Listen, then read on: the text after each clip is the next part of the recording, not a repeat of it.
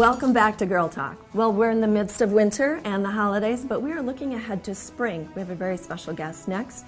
From the Henry Vilas Zoological Society, we have Karrie Julian, who's the president, and this is the fundraising arm for Henry Vilas Zoo. And Henry Vilas Zoo is over 100 years old. Did you guys know that? I didn't, but that's very impressive. That's very impressive. You're looking great. We have a long, proud history. Let's talk about the history of the zoo. Tell us a little bit more. Sure. So Madison has this unique free resource in terms of admission and parking, all because William and Anna Vilas, as a namesake to their son who had passed, Henry Vilas, deeded this property, and in our bylaws, this 27-acre plot of land has to remain a free zoo in a free space. So a couple years after the zoo was formed, our foundation came on to help fund exhibits and help fill gaps with operations and veterinary care and animal food and that kind of thing. So we're incredible.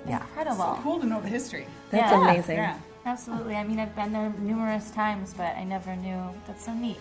How do you do it all? How do you provide veterinary care? How do you feed all the animals if the zoo itself is free? That is a good question, and we're one of the only 10 zoos in the U.S. that are free and accredited.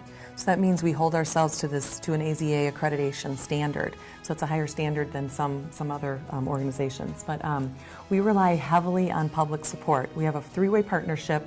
Our foundation and the county and city.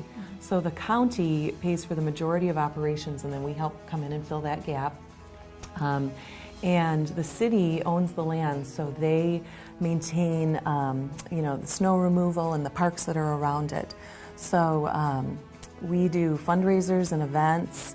We rely heavily on concessions and food sales and gift shop sales. And those donor tubes that are throughout the zoo, Exactly, right? You've seen them, yes. Little yes. plastic animals that you can watch them be made. I love Yes. those. Yeah, Those are are so cool. fun. I love those. Yes. So can you tell us a little bit about your partnership with the community? Sure. So we have actually an amazing outreach program in terms of volunteers. And I think we clocked 15,000 volunteer hours Wow. for 2014, Yeah, which is cool. huge. Yes. Yeah. So the public really comes out and supports, and we have about 750,000 attendees for the year too. So it's a lot of traffic. Yeah. Wow, that's amazing. And it's because of these people that we can be one of these 10 zoos that are still free for our community. That's Absolutely. really amazing. So how do you raise the money? You said fundraising. Yeah. Talk about that a little. So we have some amazing events. We have a grand opening this year for our Arctic Passage, and we're going to have, and that's Memorial Weekend. Yes. So prior to that, we still have about $300,000 to go out of this $10 million exhibit. Holy cow. But that's, we're in the home stretch. We're feeling really good.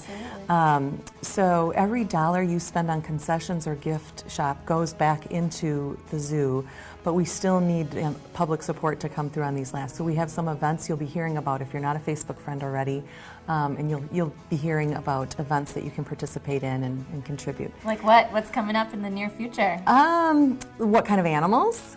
Animals, events, anything that you want to share with us? Well, one thing I'm so passionate about, because I love animals, but I'm not into the exploitation and entertainment of them necessarily. Sure. So what's been kind of awesome, I think, and humane, is zoos in the U.S. have gone the direction away from the entertainment, more to conservation efforts and education. Excellent. Yeah. So we have a new species coming in called the wild Somali ass. That's what it's called. And we have great T-shirts for sale at the gift shop if you need a holiday or some gifting ideas. It's a fun one. But we chose that. They're incredibly exotic looking, but there's only 600 left in the world. Oh. And only 60 in captivity. And they have zebra legs and a really funky mane. But instead of zebra, which are plentiful, and you can get zebra readily, but we are making conscious decisions to bring in animals like that. Is that why you no longer have elephants? Something That's- along those lines? Yeah, that's a really good question. We get asked that a lot. An elephant, by today's standards, requires 5 acres to properly and humanely house one elephant. Wow. So we So we don't, we're You're landlocked. Yeah, we don't have that capacity, but this Arctic Passage is over 2 acres of the exhibit, and it's transformative. You have to come in and see it. It looks like nothing else at the zoo right now. Really neat. We are unfortunately out of time. We love animals, so we could talk about it all day. Yeah, check out the Arctic Passage. So that's coming this spring for 2015. We'll be right back with New Leaf Wellness.